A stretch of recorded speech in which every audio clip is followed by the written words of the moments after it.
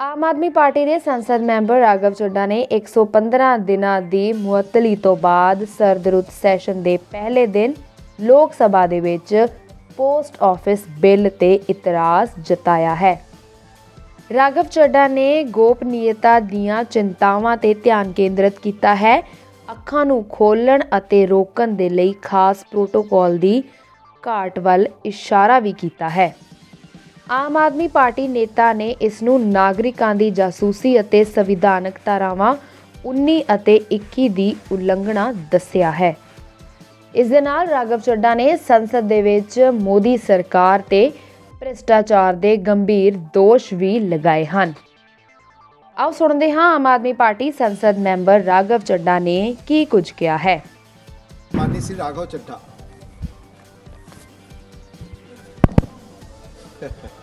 Sir, अपने 115 दिन के सस्पेंशन समाप्त होने पर पहली बार इस सदन में बोलने जा रहा हूं और इस नए संसद भवन में पहली बार बोलने जा रहा हूं, तो आपका संरक्षण चाहूंगा सर। 5 मिनट समय आपका। आप इसे मेडन स्पीच भी मानकर मुझे अधिक समय दे सकते हैं अगर चाहें तो। सर, मैं आम आदमी पार्टी की ओर से द पोस्ट ऑफिस बिल 2023 को अपोज करने के लिए खड़ा हुआ हूं, इसका विरोध करने के लिए खड़ा हूं। सर, ये कानून को अगर बारीकी से पढ़ा जाए तो इसमें दो बड़े खतरनाक प्रावधान हैं, सेक्शन 9 और सेक्शन 10। ये ऐसे खतरनाक प्रावधान हैं जो भारतीय डाक सेवा को, इंडियन पोस्टल सर्विस को इतनी शक्तियां दे देंगे कि वे किसी भी शिपमेंट को, कंसाइनमेंट को, पोस्ट को, चिट्ठी को खोलकर उसे सीज कर सकते हैं, उसे पढ़ सकते हैं, उसे इंटरसेप्ट कर सकते हैं और उसके सब्सिक्वेंटली जो एक्शन उस पर लेना चाहते हैं वो ले सकते हैं। और इसके कोई रूल्स, कोई प्रोसीजर, कोई दायरा, कोई क्राइटेरिया बिल्कुल भी इस पूरे कानून में नहीं लिखा गया। मैं पहले सेक्शन 9 पढ़ के सुनाना चाहूंगा, फिर विस्तार से अपनी बात रखूंगा। सेक्शन 9 कहता है, the central government may by notification empower any officer to cause any item in course of transmission by the post office to be intercepted, opened और detained in the interest of 1 security of state, 2 friendly relations with foreign states, 3 public order, 4 emergency, and 5 upon the occurrence of any contravention of any provisions of this act or any other law for the time being in force। यानी कि इन 5 scenarios में पूरी शक्ति है Indian postal office को कि वो किसी के भी डाक को या कंसाइनमेंट शिपमेंट को इंटरसेप्ट कर सकती है, डिटेन कर सकती है, खोल सकती है। इसमें 7 बड़ी समस्याएं हैं जो मैं आपके सामने रखना चाहूंगा। पहला है बिग ब्रदर सिंड्रोम, यानी कि हर तरीके से अपने नागरिकों पर सर्वेलेंस रखना, वो क्या कम्युनिकेट कर रहे हैं, क्या बातचीत कर रहे हैं, चिट्ठी पत्र में क्या लिखकर भेज रहे हैं, उस पर सरकार की आंखें रहें, सरकार को मालूम रहे। ये एक बिग ब्रदर सिंड्रोम है जिससे ये बिल पूरी तरीके से पीड़ित नजर आता है सर।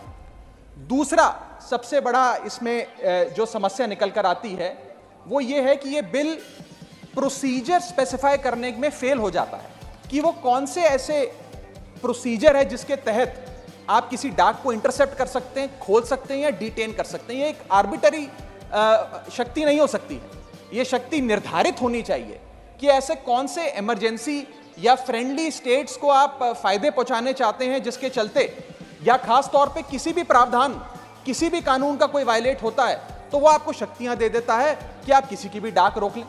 ये इसमें दूसरी बड़ी खामी है सर। तीसरी बड़ी खामी है कि जिन ग्राउंड्स को स्पेसिफाई किया गया है कि किन ग्राउंड्स के तहत आप किसी के भी डाक को या शिपमेंट को खोल सकते हैं, कॉन्फिस्केट कर सकते हैं, इंटरसेप्ट कर सकते हैं, वो ग्राउंड्स बहुत वेग हैं। वो किसी भी शिपमेंट को रोकने के लिए या किसी भी कंसाइनमेंट या चिट्ठी या डाक को रोकने के लिए कोई भी कानून पकड़कर या कोई भी मनगढ़ंत कहानी बनाकर आप उसे रोक सकते हैं। इतने वेग ग्राउंड्स ये कानून भारतीय डाक सेवा को देने जा रहा है। चौथा और सबसे बड़ा खतरा जो इस बिल से है कि जो अफसर इसको इंटरसेप्ट करेगा या कॉन्फिस्केट करेगा अगर वो अफसर गलत पाया जाता है तो उसके खिलाफ कोई एक्शन नहीं लिया जाएगा, उसे पूरी आजादी है। पांचवा, आर्टिकल 19 और आर्टिकल 21 का वायलेशन है। सर इसके साथ एक और मैं खतरनाक चीज बताना चाहूंगा कि ये राइट टू प्रिवेसी जो है, ये राइट टू प्रिवेसी का वायलेशन है। और राइट टू प्रिवेसी का एक हाल ही में वायलेशन मेरे साथ और इस सदन के कई सदस्यों के साथ हुआ, जब हमें अपने स्मार्टफोन पर, एप्पल के स्मार्टफोन पर एक नोटिफिकेशन आया, जिस नोटिफिकेशन में सर ये लिखा गया कि स्टेट स्पॉन्सर्ड अटैकर्स ने आपके फोन को इन्फेक्ट कर दिया है और इसके जरिए वे आपके कैमरा, आपके माइक, फोन का जो माइक होता है और फोन के अंदर जितने भी डॉक्यूमेंट्स, पासवर्ड्स, कॉन्टैक्ट्स हैं, वो सारे स्टेट स्पॉन्सर्ड हैकर जो है उसके निगरानी में आ जाते हैं, उसकी पोजीशन में आ जाते हैं। ये किसी साधारण व्यक्ति के साथ नहीं सर, देश के कई सांसदों के साथ हुआ। और दिलचस्पी की बात यह है और खतरनाक बात मैं कहूं वो ये है कि ये सिर्फ विपक्ष के सांसदों के साथ हुआ, ऐसा जानकारी आई और सिर्फ एक शायद सत्ताधारी पक्ष के भी सांसद थे।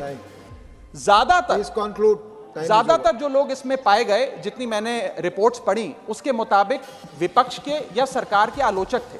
ये एक बड़ा खतरनाक हमला फोन्स पर हुआ। मैं चाहूंगा कि भारत सरकार इसमें जांच करे, आपके अध्यक्षता में सर वो जांच हो सके तो एक ज्वाइंट पार्लियामेंट्री कमेटी का गठन हो कि किस प्रकार से ये स्टेट स्पॉन्सर्ड अटैकर्स पेगासस नाम के और अन्य प्रकार के सॉफ्टवेयर का इस्तेमाल कर जो लोग आप कह सकते हैं आलोचक हो सरकार के या विपक्ष के नेताओं, उनके फोन को इन्फेक्ट कर रहे हैं। इस बिल का मैं विरोध करता हूं और चाहूंगा कि ये जो एप्पल का नोटिफिकेशन यहां बैठे कई सांसदों, विपक्ष के सांसदों के फोन पर आया, उसके बारे में सरकार कुछ अपनी बात भी रखे और इस पर जांच भी बिठाए। Thank you Raghav ji. ਹੋਰ ਨਵੀਆਂ ਖਬਰਾਂ ਦੇਖਣ ਦੇ ਲਈ ਸਬਸਕ੍ਰਾਈਬ ਕਰੋ PBX ਨਿਊਜ਼ ਦਾ ऑफिशियल YouTube ਚੈਨਲ।